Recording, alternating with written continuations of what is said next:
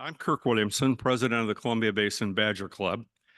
Please permit me a few words about the Badger Club.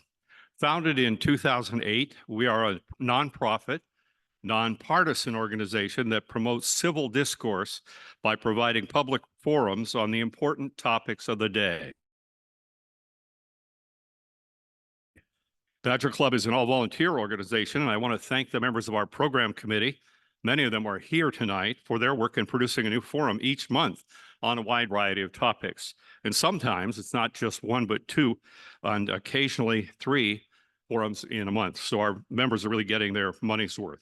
We'd also like to thank our sponsor partners, the Tri-City Herald, the Journal of Business, Mid-Columbia Libraries, and tonight especially Columbia Basin College. For this special occasion, I'd also like to thank the Pasco Police Department for providing two of its finest, Sergeant Tony Haworth, and Officer Cody Stamper. Both are Marines who served in the Middle East.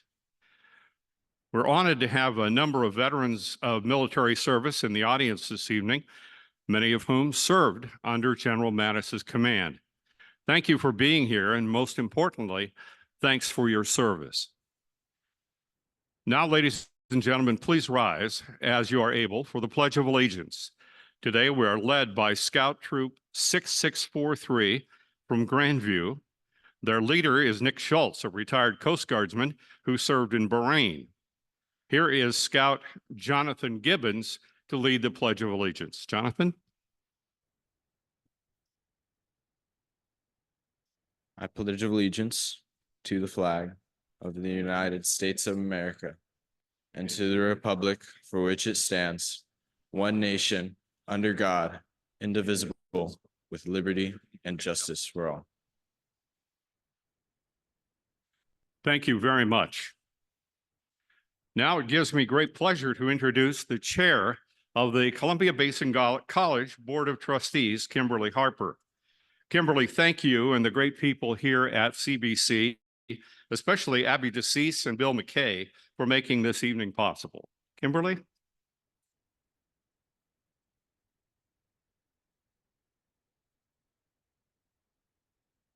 Good evening to all of you, and thank you so much for joining us. I am Kimberly Harper, as he mentioned, chair of the Columbia Basin College Board of Trustees, and I'd like to welcome you to our campus on behalf of Dr. Rebecca Woods, who unfortunately couldn't be here. She's on travel, as well as on behalf of all of the other trustees. We are honored to welcome you to our campus. As a community college, we believe that supporting local organizations like the Badger Club provides opportunities to share knowledge and creates better experiences for us all. At CBC, our mission is to transform students' lives. This mission does not end when our students graduate. And because 80% of our students remain in the community, this mission carries forward and supports our students and community throughout their lifetime. I hope that you enjoy this evening's speaker, a man who is no stranger to our community, to our country, or to our world. As the daughter of a Marine, I am especially honored to introduce General James Mattis. He grew up in Richland and joined the Marine Corps after attending Central Washington University. He commanded forces in the Persian Gulf War, the war in Afghanistan, and the Iraq War. As a four-star general, he held commands, including United States Central Command. He served as the 26th Secretary of Defense from 2017 to 2019. Today, he is the Davies Family Distinguished Fellow at Stanford University's Hoover Institution.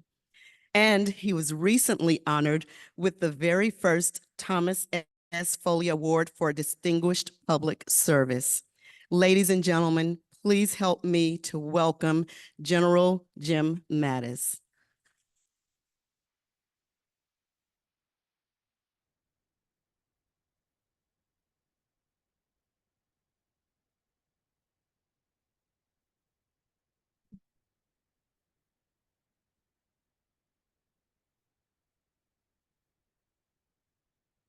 Well, thank you, Chair Harper of the Board of Trustees here at the Columbia Basin College. I would just tell you that I was alive, Kimberly, when they started this school with all of 299 students in the old Pasco Naval Air Station rundown buildings. 299, I think you have 11,000, is that right now, probably? Somewhere around there. And what a jewel of a school it's been, supporting our families and our businesses here. Very, very adaptable. We're very lucky to have you and your board overseeing this. Thank you, Kimberly.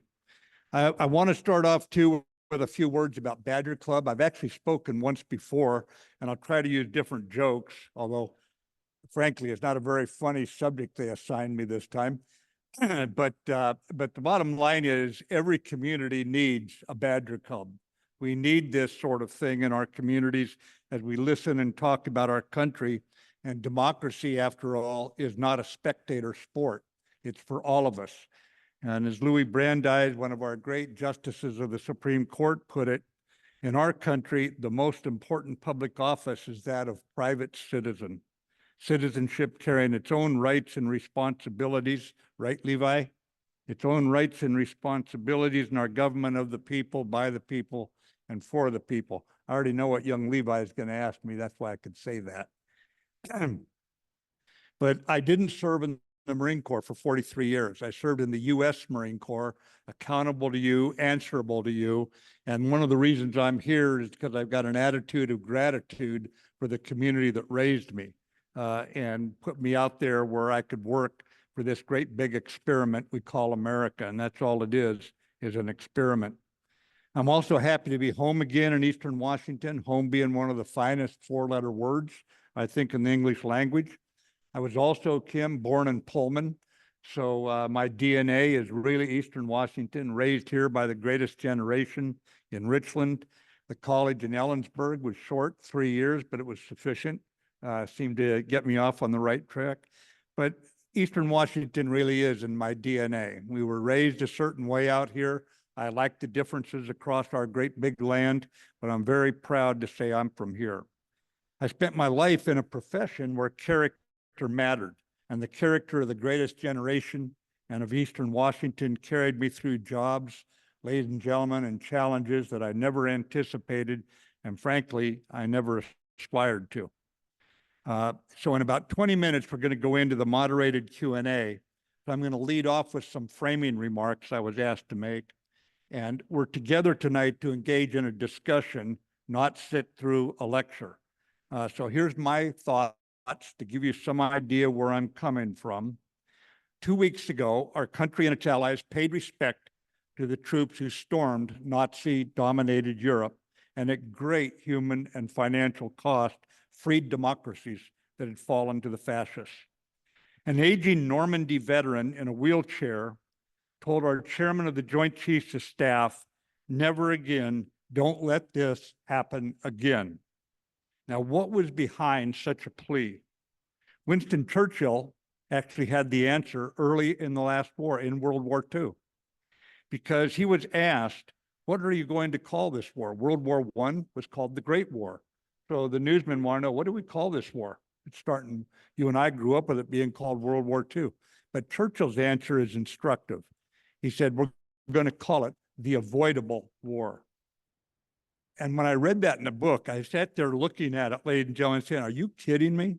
60 or 70 million people dead, millions murdered, countries destroyed, lives upended, and it was avoidable? How could that be? I didn't have a great appreciation for how these things happen, how countries stumble into wars. And some say if you don't learn from history, it repeats itself. And others say history rhymes. However you say it, we should learn from history and perceive history's lessons, for democracies have no divine right to survival. Our survival is of such a priority that our founding fathers actually wrote it right into the Constitution as a directed duty of the U.S. Congress and of the president. The poet Ralph Waldo Emerson had it right when he said, great men, great nations have not been boasters or buffoons. but perceivers of the terror of life and have manned themselves to face it. The greatest generation came home from World War II, including to the Tri-Cities, looked around and said, yep, it's a crummy world, and like it or not, we are part of it. In Emerson's words, they perceived it for what it was, knew that we'd turned our back on the world after World War I, thinking that if we could ignore the world, our problems would go away. We didn't face it, and hence the tragedy of the avoidable war. That World War cost us hundreds of thousands of our boys dead, more put into wheelchairs and maimed, and having learned the hard way, the greatest generation knew that the world would not ignore us and our interests, even if we wanted to ignore the world. So yeah, the greatest generation perceived the terror and manned themselves to face it, refusing to live again in a dream world. They weren't perfect, the greatest generation that raised people in this audience with my color hair. They knew they weren't perfect, and they would be the first to admit it when they made mistakes. Because unlike some people today, when they messed up, they took responsibility. So in the last years on our earth, an aging greatest generation veteran pleads, don't let this happen again.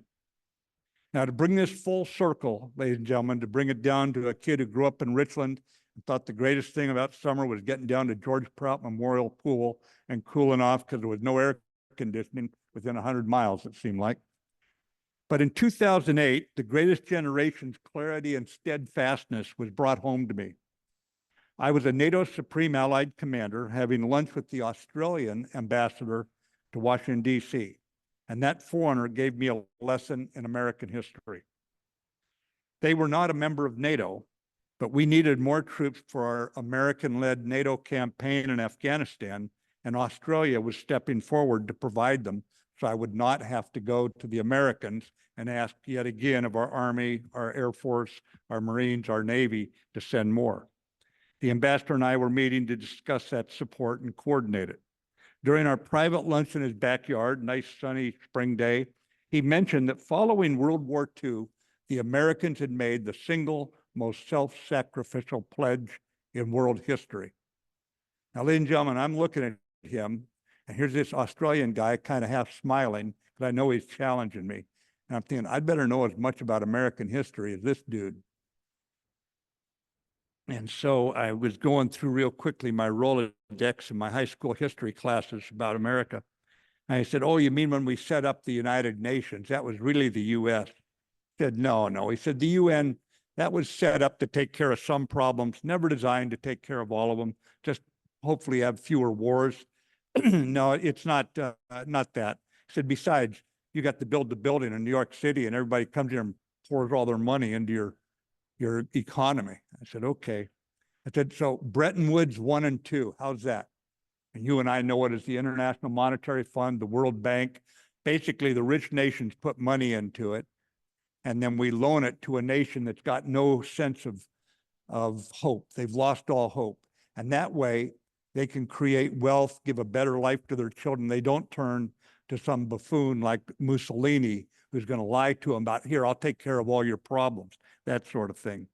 He said, no. He said, you also got the global reserve currency. The dollar is the dominant currency in the world. I'm thinking, well, I'm running out of ideas here. And I said, oh, I know what it was. It was the Marshall Plan.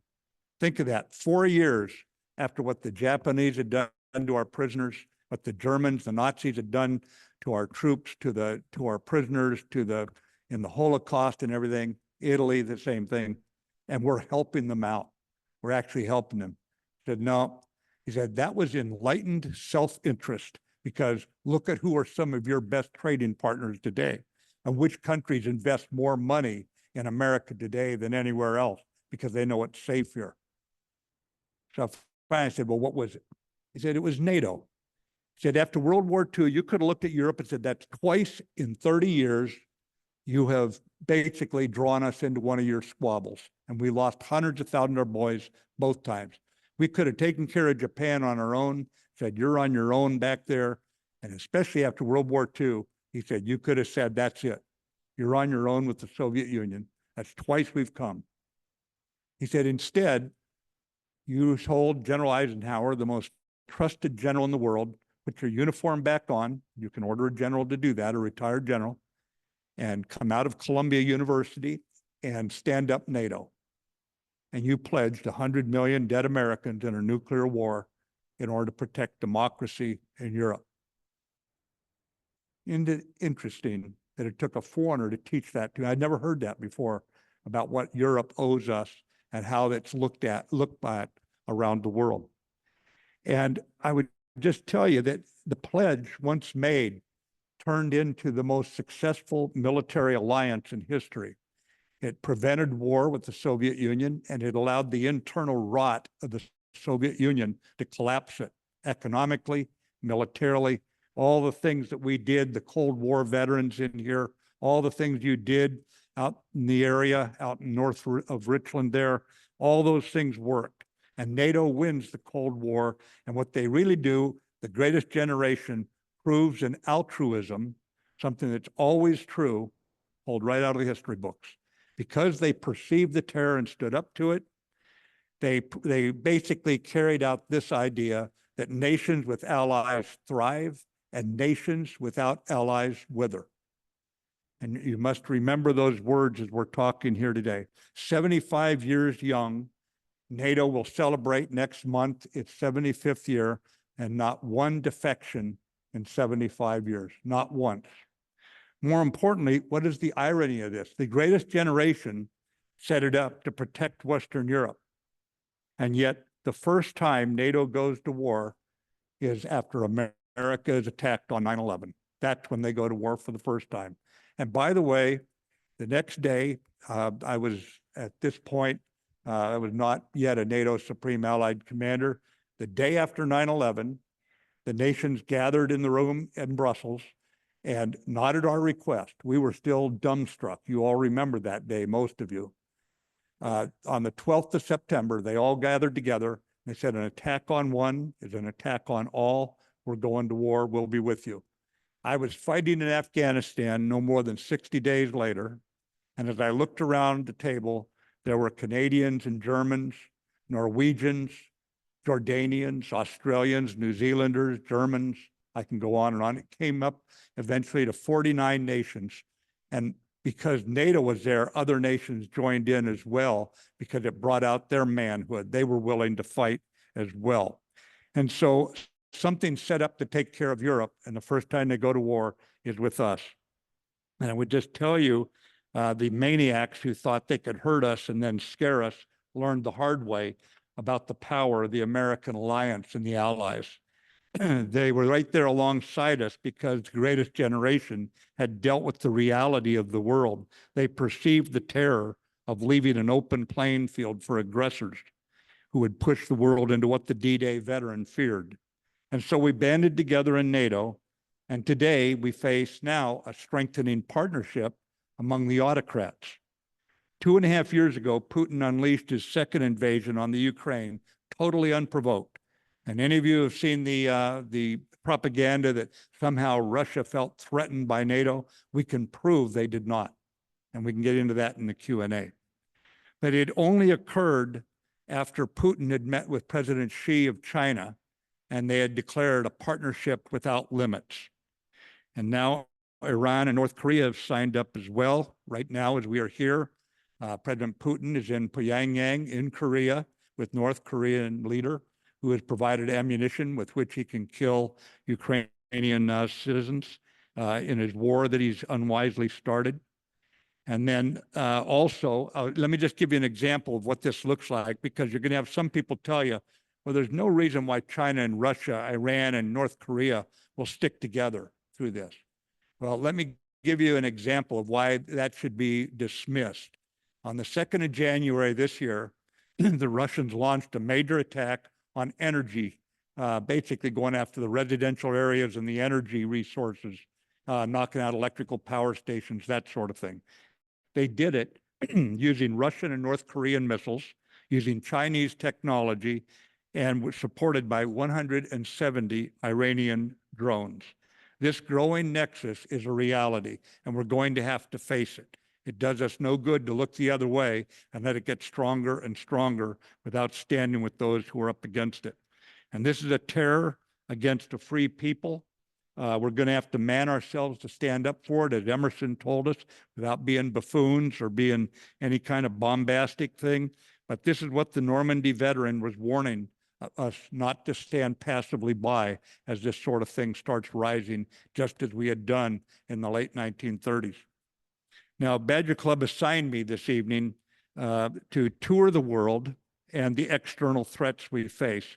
So now let us perceive the reality of what we understandably, every one of us might want to ignore, because we democracies are not looking for a confrontation. Now, I'm going to use the map here. Is that, can that be put up? Maybe not. Oh, there we go. All right. So we'll start with Russia. And what you have to understand is up here, this is Georgia right here. In 2008, Putin invaded Georgia and he seized two provinces, one along the Black Sea and one right up in here. And he still sits there today. And people thought, well, that's not good, and we're going to sanction, we're going to do something. But we didn't do much about it, to tell you the truth. That's 2008.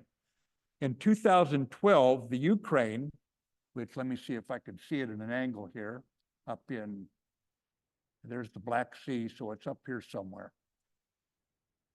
Anyway, it's in Central Asia, Eastern Europe, okay, it's part of Europe. And what he does, when they decide in 2012 to join the European Union, not a military organization, they know that they've got a lot of corruption in their country.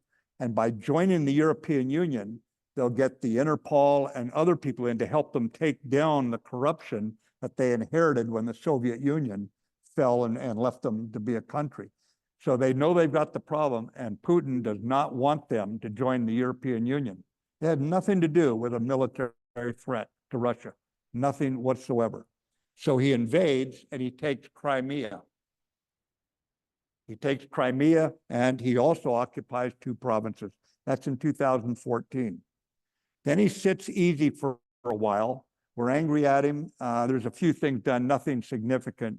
And then what he does is he invades Ukraine in the war that you know all too well, and not BBC or CNN can tell you how horrible this is for the Ukrainian people. I've met with them as recently as this last February, and it is bloody awful what they are going through. China, now we'll swing out here. China is threatening Taiwan. They're threatening in the South China Sea, Vietnam, Philippines, Malaysia, Brunei, Taiwan again, plus Japan and the Senkaku Islands. And believe me, when they say they have a partnership without limits, that's not quite the whole story, because the United States and the European Union together, remember that about allies, have put so many sanctions in place that if China ships weapons to Russia, those sanctions are coming in, and the Chinese Communist Party cannot weather any more economic problems right now. So one of the reasons they're not doing anything right now is the great big US economy, the strongest economy in the world, and the European economy are together linked in terms of penalizing China if they send any weapons to help Putin right now. They'll send technology, but they're very careful not to violate that. But the bottom line is, if you want to see what international relations with Chinese characteristics look like, just look at what's going on in Ukraine right now, or the bullying of the Philippines and the fishermen down there. Iran, we all know where Iran's at, right? Iran is basically the #1 state supporter of terrorism, if you exempt Russia for what they're doing right now in Ukraine. Basically supporting Russia's war in Ukraine with hundreds of drones. They also support Lebanese Hezbollah on the north flank here on the Mediterranean, on the north flank of Israel. And of course, Hamas in Gaza, they are supporting them, and also the Houthis in Yemen, who are attacking the shipping in the Red Sea, down here, in the Red Sea, killing innocent seamen. And they've also got militias in Iraq and Syria. We're helped in countering all these threats by our Arab and Israeli partners, as well as Europe and in North Korea. Constant threats, conventional and nuclear. Putin's there today, of course, getting more help, I'm sure. But they have missiles today that can reach Seattle and San Francisco and Pasco. And right now, as we sit here, there's U.S. soldiers in Alaska and California on 24/7 duty as they watch for any missiles being launched, ready to shoot the interceptors. We're fortunate in that both Korea and Japan have radar stations. South Korea and Japan have radar stations that permit us to have early warning. That's another value to allies, as you can see. So history tells us that how we can meet this growing threat, and it involves things like, yes, we're going to have to strengthen the military. You know, I know we have a big military. I know it's a good military, but we're going to have to put more into it because we can see the enemy strengthening at the same time. Our adversaries are offering very clear and alarming reminders that they are on the march. We also have to have sufficient unity at home, something we may want to talk about in the Q&A, because no democracy can sustain a foreign policy and protect itself with divisions at home. Our founding fathers said either we hang together or we hang separately. It was they understood it at the very beginning. Those very imperfect men who came up with a magnificent form of government, they knew that compromise is the only way for a democracy to hold together. Compromise is not a dirty word. And finally, of course, allies, allies, allies. It's hard fighting with allies. I will tell you, when I commanded Central Command, I had 200,000 U.S. soldiers, sailors, airmen, Coast Guardsmen, Marines, and I had over 50,000 allied forces entrusted to us. And outside my headquarters were 77 flags of U.S. Central Command headquarters, 77 nations that trusted us with their lives of their troops. So I would tell you, as tough as it is, we call it the trigonometry level of warfare, because each of those nations come with things they can and cannot do. Believe me, there's plenty of work on a battlefield. You need everyone who can be there. To put it in terms of an old Marine who first briefed me as a second lieutenant, if you go into a gunfight, Lieutenant, bring all your friends with guns, okay? Okay, I want to close my introductory remarks with a reflection from my meetings in Munich here in last February. I've never seen Europe so sober, so unified in their assessment of the danger of the Chinese-supported Russian threat to them. And I'll give you a really interesting example. Sweden has not been part of a military alliance in 200 years. Now that goes back to Napoleon's day. That's the last time they were part of a military alliance. Yet Sweden and Finland, that stayed neutral all through the Cold War, recognizing now that neutrality will not allow you to keep your sovereignty in the face of Putin, who's a creature straight out of Dostoevsky, for those of you who read Russian literature. So they have joined NATO, bringing very, very capable militaries, and just as important, very, very good spy networks into NATO. So this is what's happened. Look at Germany. Germany actually had a pretty strong pacifist strain in its politics. And people, I heard them saying, oh, Germany will never give up that cheap Russian oil. Today, Germany takes in not 1 ounce of cheap Russian oil. They have paid the price, and they are, by the way, looking at conscription again as a way to get enough troops in their army. But they are confounding the skeptics as you see NATO basically rallying to what's going on. The support going to the Ukraine right now, in several cases, the Netherlands basically provides per capita twice as much support to Ukraine than we do. The Danes in Denmark, the Norwegians, they provide 4 times as much per capita as what we're doing. And there's other nations that all provide more. That's not to say we're not providing a lot, because we're the biggest population and economy. But I would just tell you right now that as you watch this happening, it is not confined to Europe.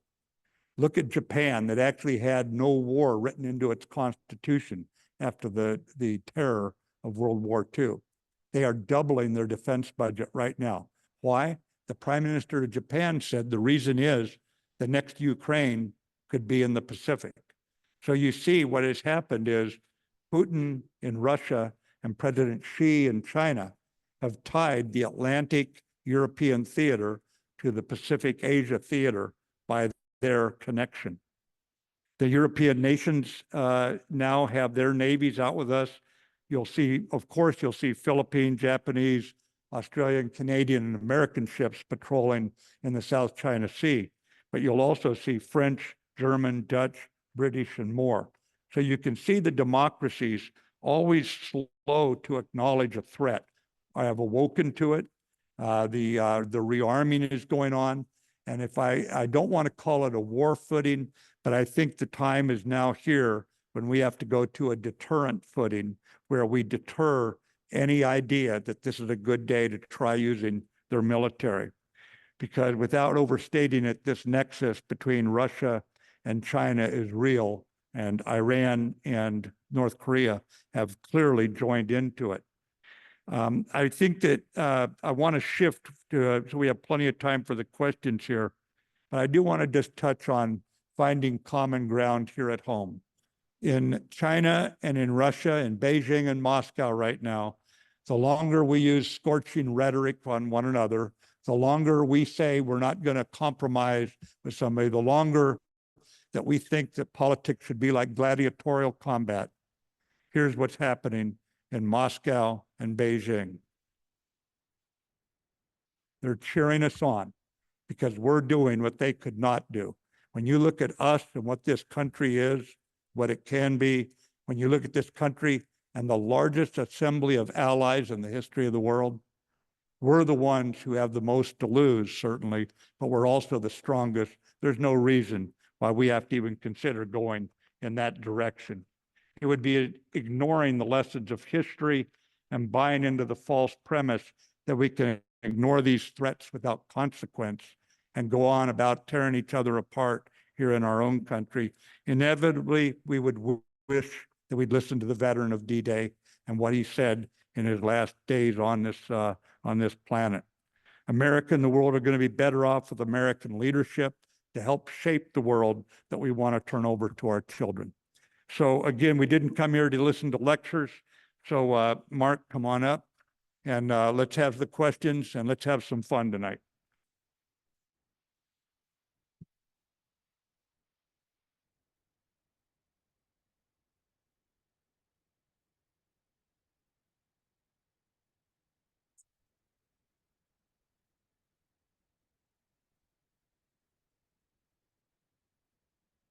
All right.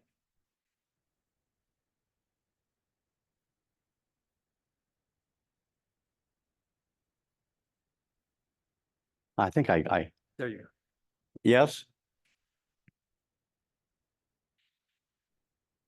Well, I was going to thank Kirk for introducing me, but that's, I guess we don't have to worry about that.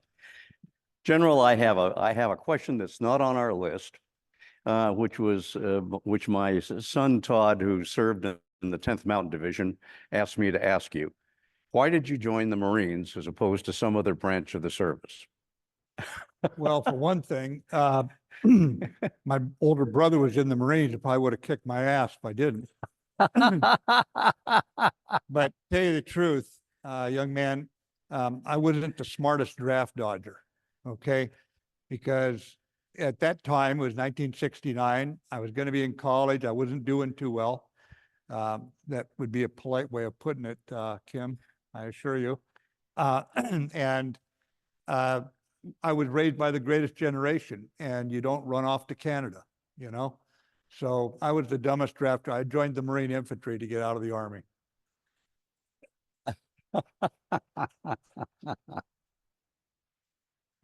Thank you. Well, actually, I wanted to correct something you said earlier. This is the third time you have addressed Patriot Club. First I was time. hoping you'd forgotten one of those. First time was 2018 for an in-person discussion when you were commander of CENTCOM. Second was in June 2000, almost 4 years ago. And you talked to us about leadership in a time of crisis, and it was a great program. And so tonight I'd like to drill down on a couple of the comments that you made earlier, and I'll start by asking you, what about the recent European elections? What's driving so many of these countries to seek autocratic leaders at this time in history? Yeah, you know, I hear this a lot about where Europe is going, India is going, this sort of thing. And I think that in many cases, the democracies are not dealing with the fundamental issues of many of their populations. I just refuse to see people who are trying to do their best to raise their family and they vote people in because they think it's going to be the best thing for them. That's what a democracy is all about. But I'd be slow to say that they're voting in somehow people who are not up for democracy, promoting democracy. I'll give you an example. I was at a meeting like this, and a lady said, well, Prime Minister Modi in India, he's not really up for democracy. He's going to take over the country. And what happened a couple of weeks later? Basically, he lost his majority, and he's now having to make a coalition with others. We see the same thing in Europe right now. So I think mostly it's a frustration when the governments aren't coming through. And on the other hand, I'm not quite certain that I want to declare people who are voted in by democracies as necessarily a danger to democracies. It doesn't seem to always turn out that way. There's always the sky is falling through. I mean, our country's been 2 steps forward, 1 step back at times. We've seen it, been through it. So even if the worst thing happened, doesn't mean they can't turn around the next election and make it work. I'm not as worried about it right now. I think that the democracies had better start solving fundamental problems like we used to do in this country, not just have paralysis in our legislature. Corinne, you got that right. Promote him. Editorial opinion. Badger Club doesn't take positions on any political. While Israel may clearly be able to defeat Hamas militarily in the conflict, isn't there a good chance that the way in which they're conducting the war in Gaza creates a whole new generation of terrorists? The problem that Israel faces is one of the most difficult of any military operation. What Hamas did is unconscionable, it's unforgivable, and Israel had to go in, and Hamas knew, with Iran's help, was able to set the conditions after murdering hundreds of Israelis, taking hostages and this sort of thing. They knew the Israeli Defense Force had to go into Gaza. The bottom line is that how you do it is important, but when the enemy intentionally digs in under residential buildings, under mosques, under hospitals, it's just near impossible to go in and not have innocent people pay a horrible price. But the difference, let's stay where we can discriminate here. Hamas did it on purpose. They intentionally attacked residential areas. What we're harshest about with the Israelis is they're not doing enough to protect the innocent people. They're doing a lot, but they're not doing enough. The important thing, I think, is how do we get out of this? How do we get out of this cycle of violence? And on that, I think we're going to have, once we can get the fundamental fighting stopped and hopefully the hostages recovered, at that point, what you do is you bring in an international, mostly Arab police force, and you restore security, because nothing's going to happen until you secure it. That's going to take a lot of donor nations, the usual suspects, us, the Japanese, the Swedes, Norwegians, United Arab Emirates, all the ones who always try and go in and fix things. And you put that international police force in there. And I would put all this under the King of Jordan. He's the most trusted person in the region. But with the promise that nobody gets Jordanian citizenship, because that would completely destroy the society, the Jordanian society. And then you bring in technocrats to run the education, the health services, and the security agencies there, technocrats from Jordan. And that's the way we're going to get out of this, on a path eventually to a 2-state solution. I've heard all the arguments against a 2-state solution. It's going to be hard. I just don't see any alternative. So that's what we've got to look toward. How do we end the fighting as soon as possible, settle things down with an Arab international police force, get technocrats in charge. Palestinians are industrious, hardworking, merchant-type people. They can do this if given a chance. And that's the only way I can see it. And Hamas has zero role in the future. After what they did, they have no role other than going to jail for what they did or worse. If you can kill them, you got to kill them. How would you handle reconstruction? Is there enough money available among the Arab countries and other nations to go in and Yeah. do what has to be done to rebuild that entire country? There probably is, yeah. If you can set it up in such a way that that the violence is over, so it's not getting blown up the next day. Yeah, yeah. But you've got to get security first, and then start the commerce and that sort of thing. And they'll never have more than a police force. They will not have a military. Israel will never accept that in that small country. But a good, strong police force that looks like the Carabinieri in Italy or like the gendarmes in France. They're a heavily armed police force. They're not like our police force. What about, let's move east a little bit. Even if Iran is able to develop a bomb against all odds, do you really think that they would take the risk of using it?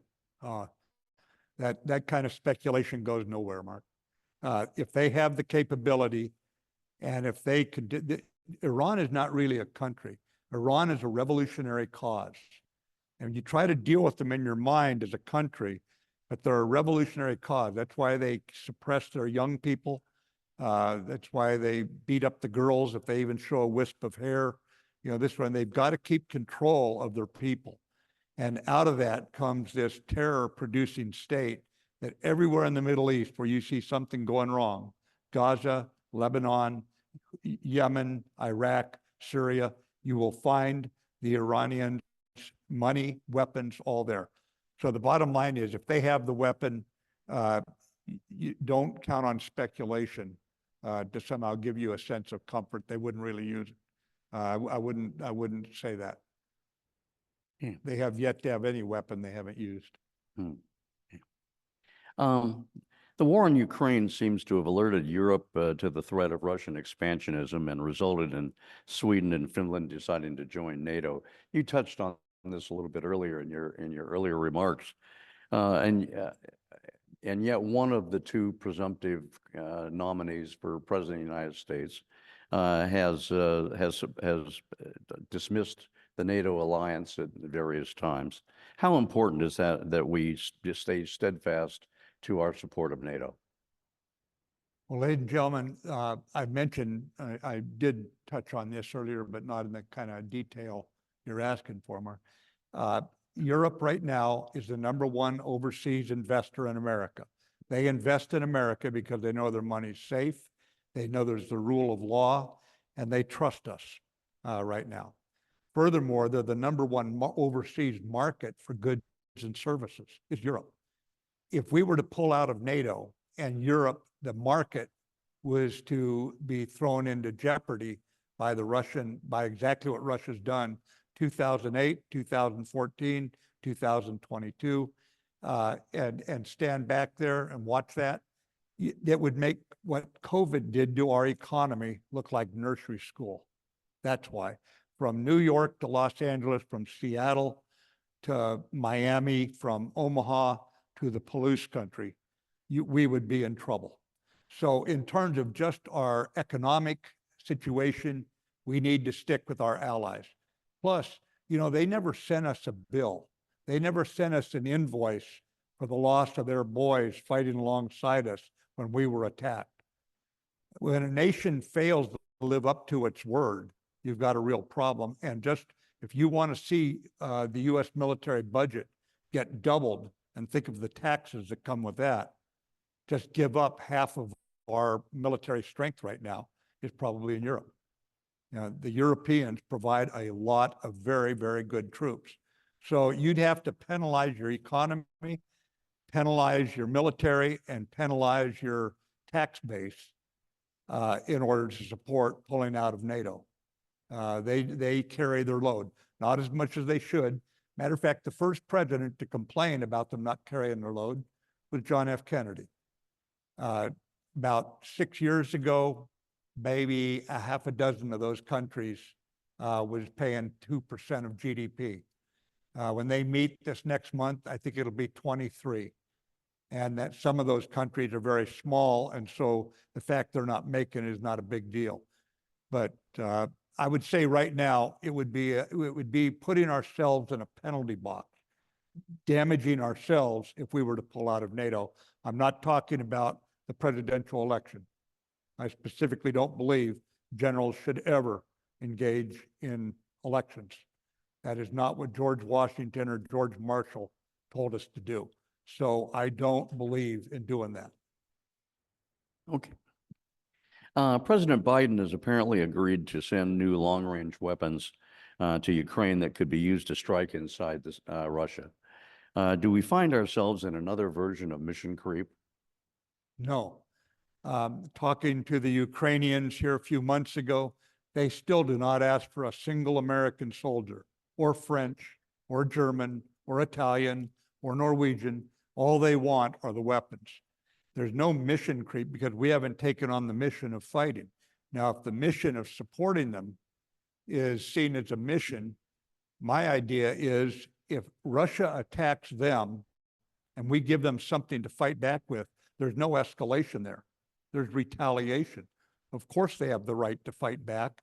They didn't start this war, as everyone knows who started it. So there's no mission creep there. We're not taking it on. The bottom line is, though, that right now Ukraine is fighting the war that we in NATO never wanted to fight. Pardon me. They're fighting the Russians and they're stopping them. And they're doing it through valor and through Western weapons, the best weapons on earth, fortunately. Okay. As a former Secretary of Defense, you're obviously aware that our Navy is shrinking while China's is growing. The same problem seems to extend to other force projectors. How great a problem is that, and what should we be doing about it? Yeah, obviously, ladies and gentlemen, as we come to grips with this, we're going to have to expand the Navy. We're going to have to do better with our Army. We've got some recruiting problems right now, too.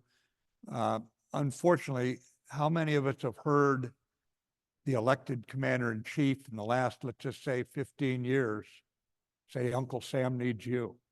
We leave it all for some young sergeant out in Iowa to go around, or Pasco, to go around trying to sell the military to people. We're going to have more of a sense of service toward the country and a sense of obligation toward our children, that we're not going to turn over this country in worse shape than we got it from the greatest generation. As far as the Navy goes, that would be part of the buildup. And clearly we need to expand the Navy. But I mean, this is part of a much larger appreciation of the problem. Once you understand the problem, then it's pretty clear what we have to do. And why do we do it? I used to tell when I was Secretary of Defense, you mentioned, I told the Chief of Staff of the Army, Chief of Staff of the Air Force, Chief of Naval Operations, Commandant of the Marine Corps, you will make your forces more lethal. I'm not going to tell you how to do it. You know what I mean. Make them so lethal that our diplomats are respected. Now, do you understand your job? And they understood. The only way you can make it lethal enough is to have enough ships, enough airplanes, that an enemy says, nah, let's not try today, maybe tomorrow, and just keep pushing it off. And to show you how it works, remember, NATO forced Russia to keep pushing it off, and eventually the internal rot took them down. So all we're trying to do with the military is buy time and deter and try to keep the peace for one more year, one more month, one more week, one more day, one more hour, while the diplomats work their magic. Well, you know, we've got people in Congress, as you know, that certainly understand that we need to build up our military.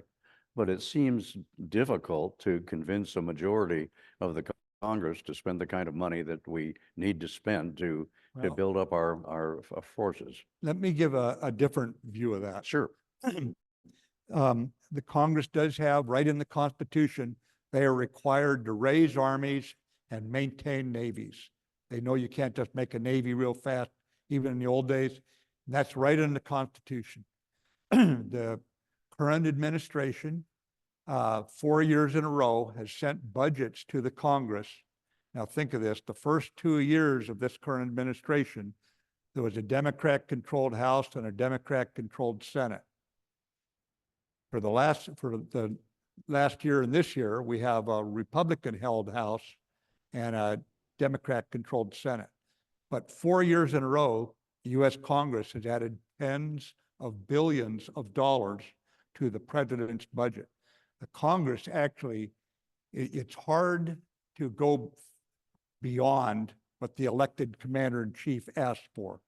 But 4 years in a row, this Congress has added tens of billions, Republicans and Democrats. Is it enough? I don't think so, but at least the Congress understands the urgency perhaps better than the executive branch. Great, thank you for that. You and I had a cup, an adult beverage one afternoon, and we were talking about the chances of China being able to successfully invade Taiwan. I wonder if you could visit that again. Well, I think it's pretty clear they can't right now because they would have. I mean, President Xi has made very clear what his intentions are. But it is, how many, where's our Coast Guard and Navy veterans in here? There you go. You guys know what bad water is, right? The Formosa Straits, that's 110-mile wide bad water. You can be the most seasoned sailor on earth, and it's very likely you'll be seasick going through that place. It is a very tough place to try and do an amphibious operation. Amphibious operations are the most perilous military operation because when you land, you either win or you're dead, okay? Think of Normandy if they hadn't been able to take the beaches and move in when the Army hit the beach there. And now they have to fall back on the beach getting pounded. So right now, they could not do it. The important thing is to make sure they can't do it tomorrow because we've got to maintain some degree of stability in a world that's becoming more and more unstable. What's the easiest way, I think, to help blunt any idea of invading Taiwan? Make certain President Putin fails in Ukraine, that the connection from China to Russia, make certain that a defeat gets in there. Because people tell you, well, a victory for one is a victory for all. Well, I was paid to look at things the other way. Well, defeat for one is a defeat for all. So what we want to do is make certain that Putin is not successful in Ukraine. That's the surest way to tell the Chinese, don't get brave today. We had, I think, 3 presidents that thought that we ought to leave Afghanistan. You certainly did not. Why? We'd gone into Afghanistan for a good reason. We probably had not explained and kept explaining it well enough to what was going on. But at the point, let's just jump to when we actually pulled out. For the preceding 16 months, we had not lost one U.S. soldier in Afghanistan. We were training the Afghans. That's what we were doing. The Afghans were taking serious casualties, but they were not having trouble keeping their army up to strength. So the New York City Police Department in the preceding 16 months had lost more patrol officers than our army had lost in Afghanistan. I thought the cost was worth it for us. We had 77 donor nations. And if you look at this strategically now, think of having a number of NATO bases on the southern flank of Russia when they're thinking about invading Ukraine. And what might that have done to temper some of Putin's ideas? If you're in Iran and you want to go after the Arab monarchies and you want to go after Israel and all this sort of thing, and yet sitting right on your eastern border are a bunch of US soldiers on NATO bases.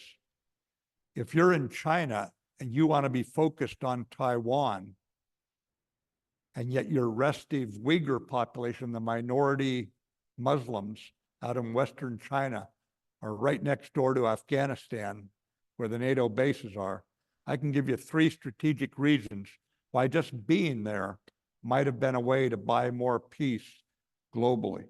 I don't know that it would have worked, but that was what I was looking at, and I thought the cost was it. By the way, you know, when you're the Secretary of Defense, you know, any troop can write to you.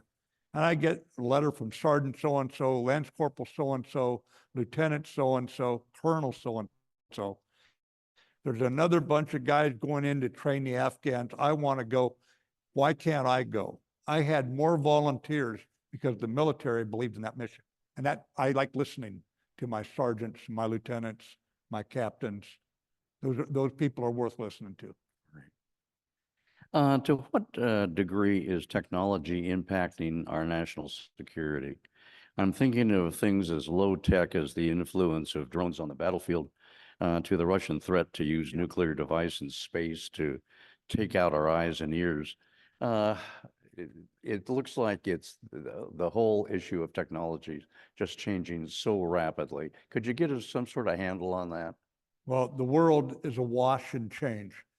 Demographic change, climate change, you name it, there's change going on. And in warfare, it's always changing. So the fundamental nature of war, everybody who goes across the line of departure since Caesar's, you know, centurions was nervous and scared going when they stepped across the line of departure. It's still true today. The fundamental nature of war is not changing. But technology, tactics, weapons, communications, that's changing very, very quickly. And so what we're going to have to do is be open to it. There's probably, because of our open society, there's no country that can shift faster if the Congress will fund the research and development and the acceptance that some new weapons won't work, and keep funding it, because we don't want to get to a point where if any weapon system doesn't work perfectly, that somehow we don't want to continue the research and development, that sort of thing. So we're going to have to continue to embrace the new technology. The one that is most concerning right now is AI.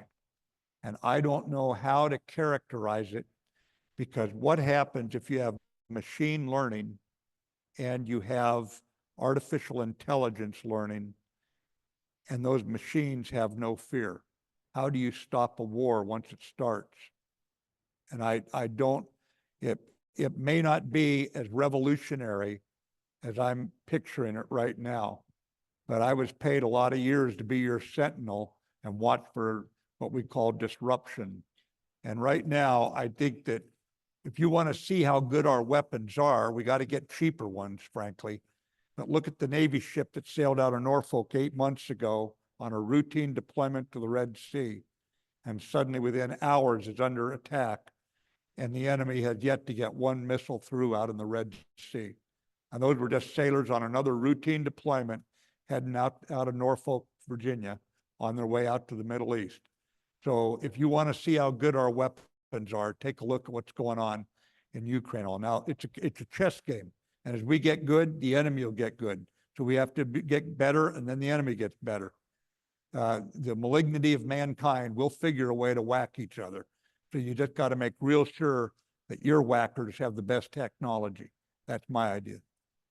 Well, I was thinking as you were talking about that, about the fact that the F-35 program seems to be having some problems with the next generation. We've been having problems with our submarine program with the British and Australians, and and then let alone what's going on with Boeing.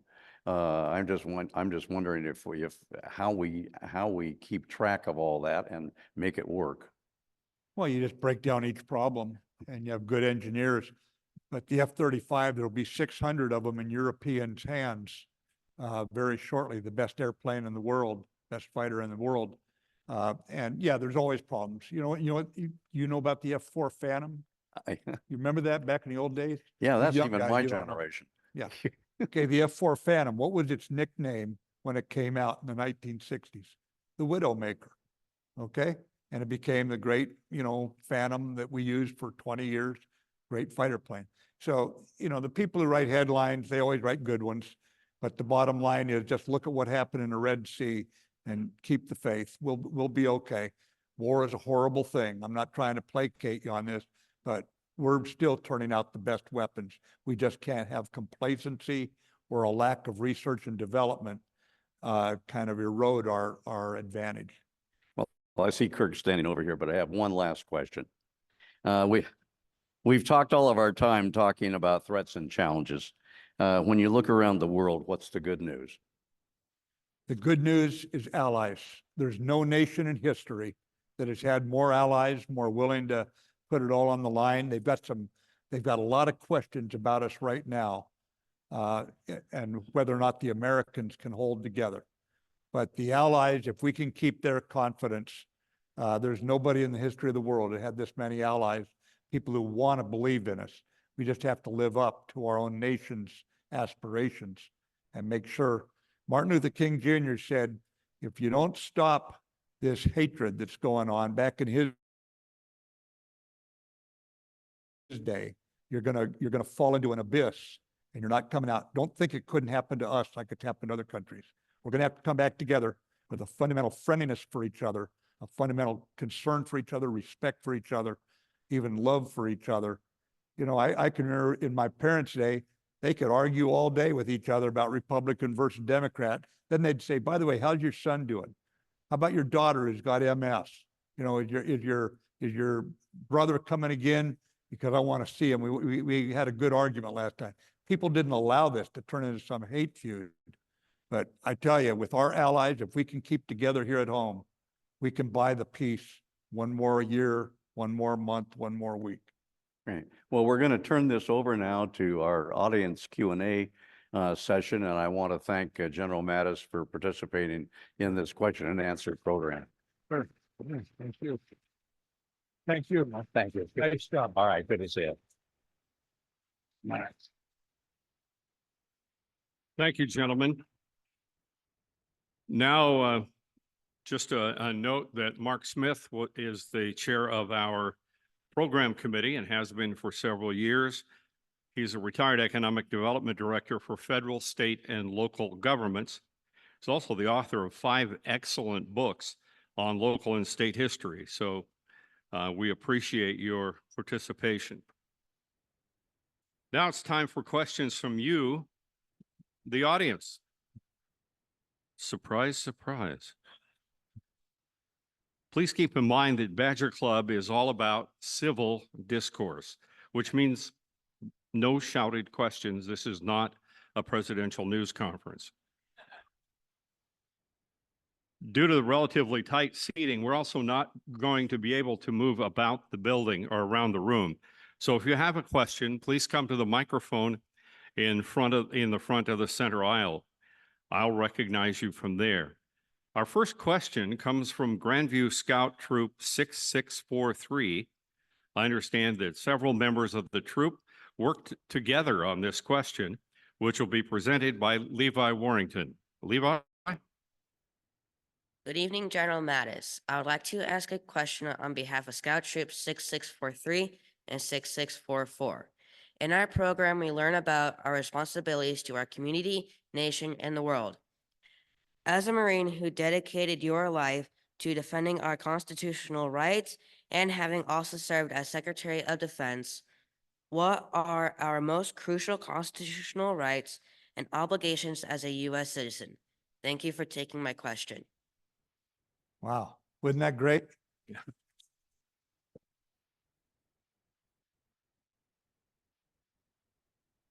You know, trusted to be a Boy Scout. If you look at the Scout oath, you know, it's no surprise that a Boy Scout would ask a question like that. Levi, I think the most important thing, the most important freedom, because we need to communicate in this world, is the freedom to say whatever you want, so that so long as it doesn't violate someone else's rights. Okay. In other words, you can't use hate speech. You can't, you know, threaten people and that sort of thing. And why do I say it? Because in many parts of the world, you can't do that. You have to travel the world to really realize how lucky we are. And soon after I get home, I've already forgotten how lucky I am, because I just take it for granted, you know. But you make an interesting point there. There's also responsibilities that come with your rights. We don't talk about them so much anymore. One of the good things, and there weren't all good things about the draft, but one thing was, you knew you had to do something, at least the males did, And it impacted the ladies too, because of the way the draft worked wasn't altogether fair. But we didn't expect everything to be fair. You know, it kind of irritated us at times, but it didn't have to be. But the draft forced you to look out for others. I think the most important thing in your responsibility is put others first. Do things for other people. Now you can be a teacher and do that. You can join the Marine Corps. You can join the Peace Corps. There's any number of things. There's 100 ways to put others first. But again, a democracy needs people to work together, to help each other. That's how a democracy works. And I don't know right now that we have that sense of service. I met with the LDS. I'm not Mormon, but when I was in the Marines, we were facing some challenges forced on us by the Department of Defense. And I went and met with the Mormons, and I met with the Native Americans at the National Powwow. And it was really interesting what they did to try to keep their cultures together. I said, how do you get your young people, in the Mormons' case, to go off on mission, their boys, increasingly their girls? They said expectations. I'd talked to the Comanche, Southern Cheyenne, Navajo were the ones who organized it for me, Sioux, Lakota, talked to a whole bunch of them. And they said I said, you've lost your land. In many cases, you lost your language, most of it, your religion. How did you keep your culture?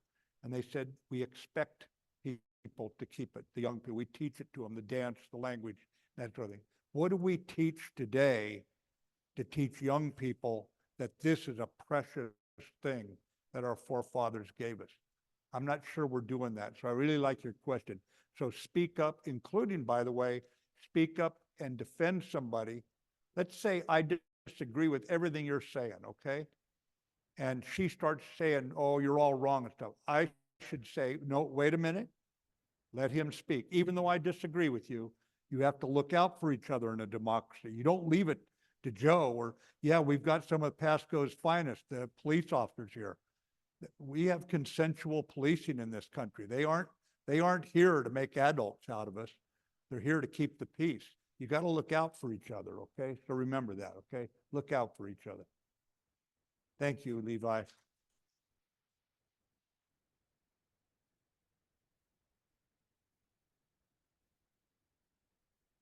Good evening, sir. Name's Brian Jewell, Marine Corps veteran, served with you for a while, and I also served in this community as a Veterans Court mentor. Last time that we saw each other was about 2 years ago, and I was facing some health challenges. It's great catching up with you tonight. I'm proud and happy to say that I'm on the road to recovery, but one of the biggest problems I've had is accessing benefits. What do you think is the problem with kind of the bureaucratic process and the sclerotic kind of actions that are happening in Congress? And is there a way, what do we need to do? We got to pull together to take care of these veterans, like myself. Yeah. But again, Yeah. hey, if it wasn't for the Veterans Administration, though, General Mattis did save my life at that meeting 2 years ago. Told me what to go look for, and I got treatment for it. So the military is looking out and taking care of their own, even when the Veterans Administration is maybe a little bit late on the ball.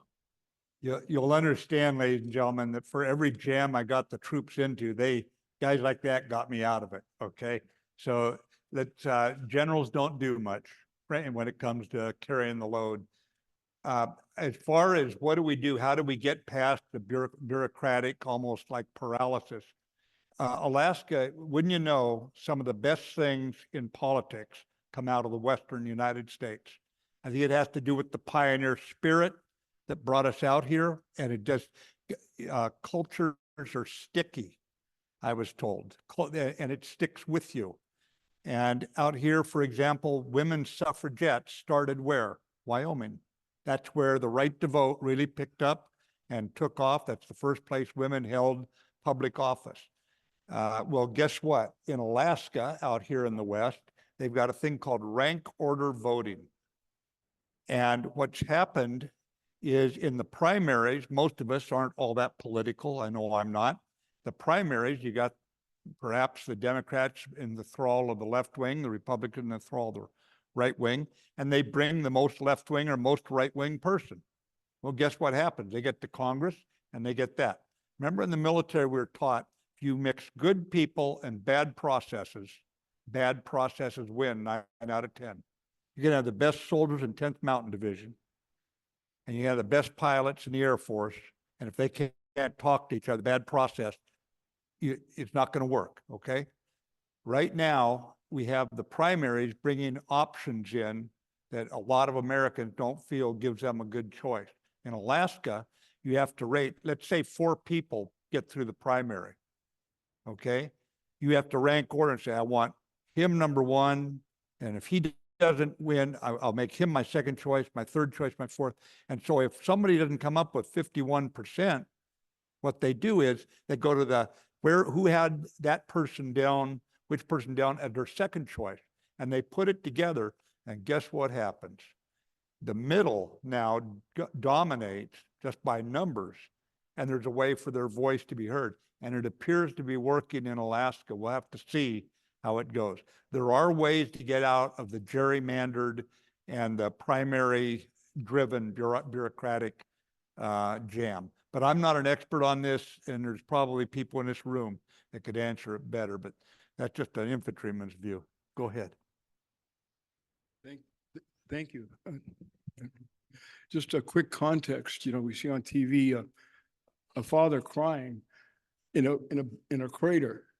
He's bloody, and there's rubble as far as the eyes can see, and he's holding his dead child. It's very, very difficult not to be moved by this.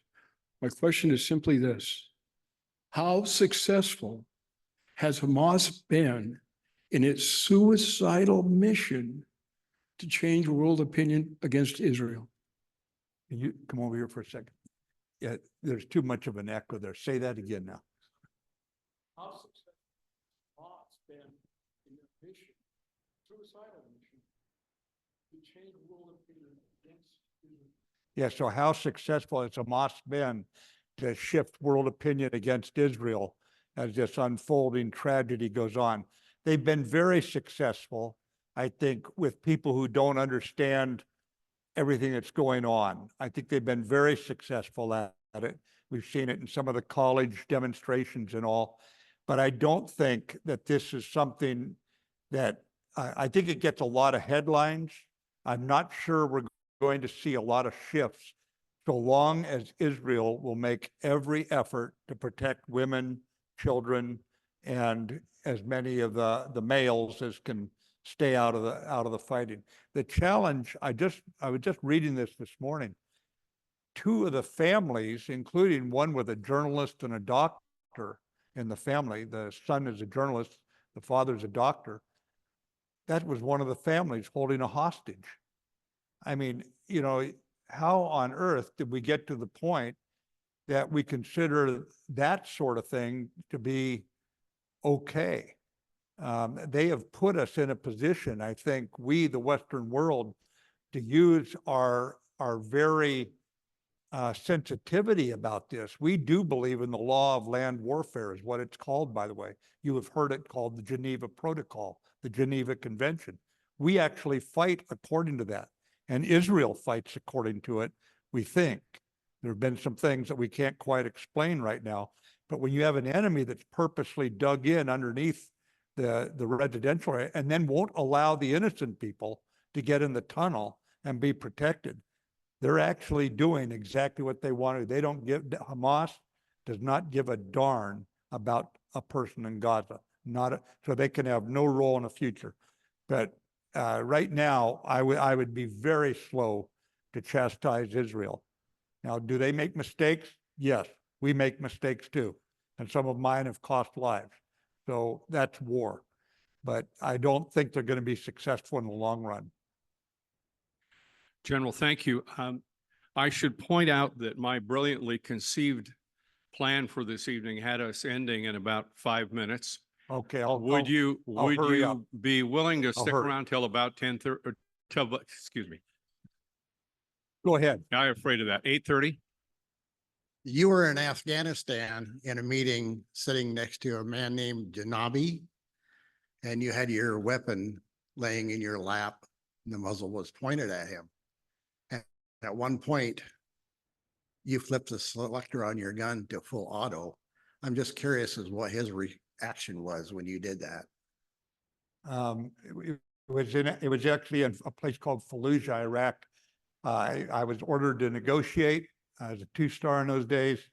And the CIA had warned us they're going to try and kill us in the room. So I sat very close to the guy, close enough. I can tell you he had the worst breath of anyone I've ever been near. And it was a little humorous, actually. He looked at me and said, "Do I look like a terrorist?" And I peered at him. We're sitting this far apart. He's sitting on a chair, and I'm in a chair. And there's more people, and about 50 people in a room.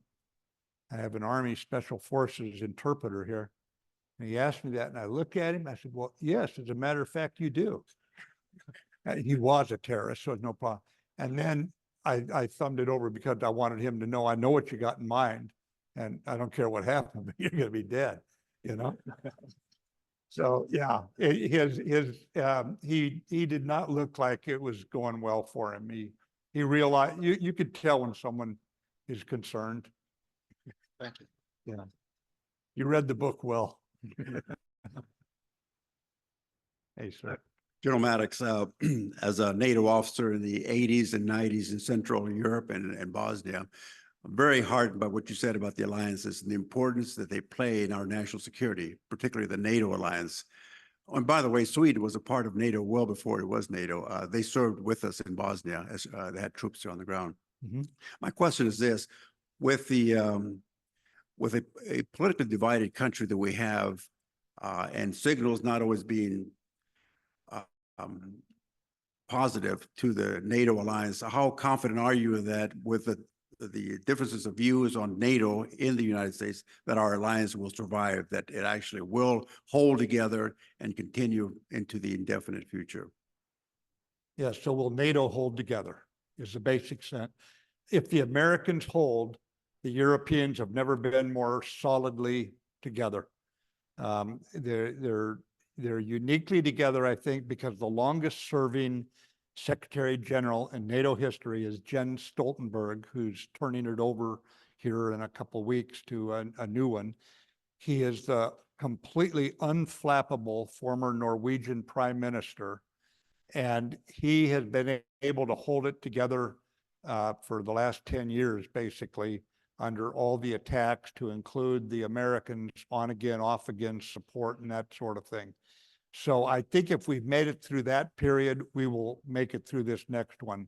And I think too, that Congress has passed the spirit of Congress, the intent of Congress is we not spend any money leaving NATO. Now, that's not the full answer, of course, because in our system, the president's the commander in chief. But I think whoever's elected is going to see the wisdom of not having to double our military to protect us. Because I don't know, I've only spent 45 years or so in the Department of Defense and the Marine Corps, but I don't know how to defend this country without allies. So we better stick with our allies, you know. I think we'll hold. Yeah.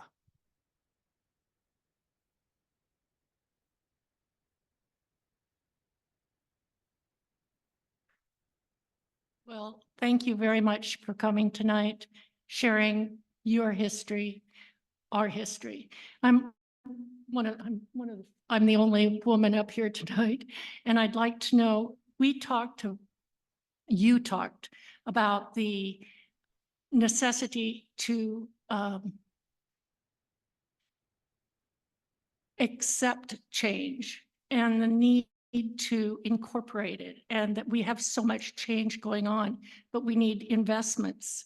How is it that the nation can look together to create a doctrine for support without saying, you know, well, all our money is going to the military, or not enough money is going to the military, or we have a disorganization that creates a lack of effectiveness?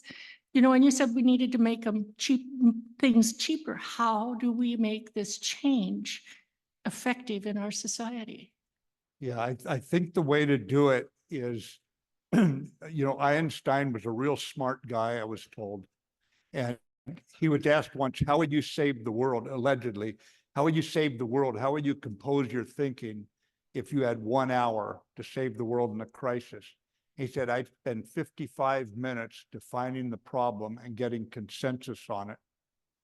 Because if you spend that time, think how much patience it would take to spend basically about 90% of your time defining the problem to what I would call a Jesuit's level of satisfaction. That will bring people together. But if you just rush out and say, I'm going to solve it, well, you're going to solve it one way, you're going to solve another, I'm going to solve it another, and then we're going to be arguing with each other. But if we spend the time talking together, what are the problems? I'm convinced we can find the common ground. Thank you. Sure. Go ahead, please. Good evening. Not sure if I should be at parade rest or not. Can you come a little closer to the mic there? There you go. Is that better? Yeah. So I have the opportunity to coach at the high school level for sports. And my question is there anything that you wish the younger generation knew, or something that you wish you saw more from the younger generation, or something like that can be taught to them, or anything along those lines? Yeah, come a little closer. I say there's an echo up here, so say that again. Say again. I coach sports. Yeah. I was curious if you had any message or anything that you wish the younger generation, something that you saw more. Yeah. So the younger generations, I mean, this overweight epidemic is really something. I'll give you an example. In World War II, 40% of the boys rejected for military service. 40% were for malnutrition. They had not had enough to eat in the Depression. Think of that. Today, if you want to be, the standard for joining the military is set in Army regulations, and to be a soldier, sailor, airman, Marine, everyone has to meet this standard, and then there's higher standard for certain jobs. Right now, 73% of our young people 18 to 24 cannot qualify to be a private in the U.S. Army. Now, we're going to have to get more sports into the schools. We're going to have to get more physical fitness and nutrition education into the schools, because we're getting to the point there where we cannot even man our forces because so few. That takes, not all the rest of those people want to join the military. Remember, it's an all volunteer force then. So you've got recruiters running around trying to find someone when 7 out of 10 cannot be a private in the U.S. Army. Gives you an idea. We need more of you coaches doing your thing, and we need to support you, and we need to get nutritionists into the schools, I think. And set good examples, all of us adults. Best I can give you on that one. Thank you. I haven't been a Marine recruiter. I'm really connected to this issue. Go ahead. Hi, General Mattis. Hi. I'm John Christensen, and I'm glad that I no longer have to stand at parade rest, even for the former Secretary of Defense. I was in the Army about the time that you went in, and I got drafted. I ended up going to Germany, fortunately, and serving as a guidance and control section repairman for a Pershing missile. The Pershing II were deployed in Germany at that time. NATO has been here for a long time. And one of the opportunities I was given was to meet, it was called the Contact Program. I don't know whether it existed when you were involved in NATO, but it was a program whereby US soldiers were enabled to meet with civilians in the among the German community. And, we'd get together. I helped some of them to learn to speak English better. I learned to speak, I'd learned German in college. Anyway, I think that NATO is such a, long, that was 40 years ago. Yeah. It's such a long. You got to have a question in here now. You have a question. that I guess, I don't know how we would ever put it back together if we decided, that because of, say, not paying their dues or, being delinquent on some sort of a, membership in NATO, giving up a 70, has it been a 70-year alliance now? I guess that's the question. And how would you ever put it back together if the US pulled out unilaterally? Yeah, I don't think there's any good outcome if the US were to pull out. I mean, I just don't see it either. All right. Yeah, very Thank good. you. Last question. Okay, last question. Boy, this is worse than waterboarding, Good evening, General Mattis. My name's Carl Sharman. I'm currently serving the Air National Guard, and I'm grateful for you doing things like this to foster civil society. My dad's Dick, a friend of yours, Dick Sharman. But wanted to ask you and take the bait. You had mentioned that there was evidence and proof that Russia did not feel threatened in going into Ukraine, that actually there were other motives behind it. So I would be interested if there is any more along those lines that you could share. I mean, about Russia not feeling threatened?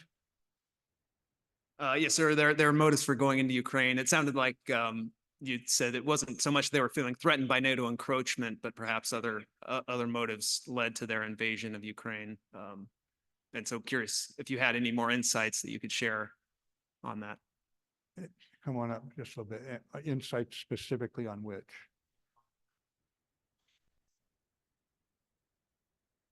Yeah, Russia's motive to going into Ukraine. I said earlier, he's like a creature. Putin is straight out of Dostoevsky. He's a mystic. He thinks he's there to restore the Russian Empire, not the Soviet Union, I might add.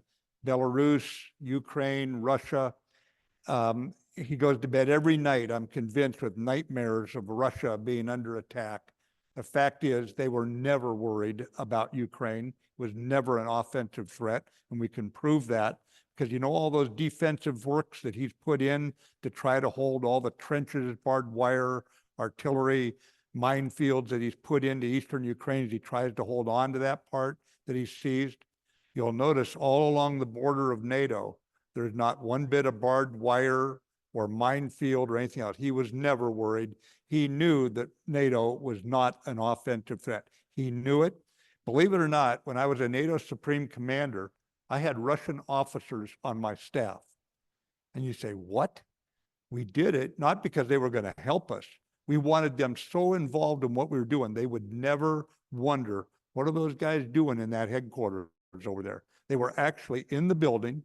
Now there's some rooms we wouldn't let them into, you understand. But the bottom line is, how would we have ever hidden something if we had an offensive design? Ukraine was never an offensive threat. So this is a mystical, just a guy who is a megalomaniac. This is just the way he is. And here's the real tragedy. Here's the real tragedy of what Putin's done to Russia, making them an economic colony of China. The real tragedy is there's one nation in the world that can help the Russian people. America. We're big enough, we're far enough away, we're not afraid of them. We could actually help the Russian people. And it will never have an opportunity to happen with Putin at the helm there. We were more than willing to work with him. We had the NATO-Russia Council. We'd walk into the room and there would be Putin sitting in the NATO Council. We'd have a meeting with him when the heads of state were meeting and all. They had every opportunity. And now what he's doing is he's bankrupting the Russian people's future to make them a subordinate junior partner to China. And there's no way he's going to be able to back out of that eventually. He's already lost market share of his energy supplies going into Europe. They've shifted. They're getting their energy from elsewhere, us, Middle East. He's really blown it, bottom line. And it all comes from this warped view of the world that he's got. It's the best. I'm no shrink, so I can't give you any more than that. Ladies and gentlemen, it's been a pleasure here with you tonight. Thank you very much.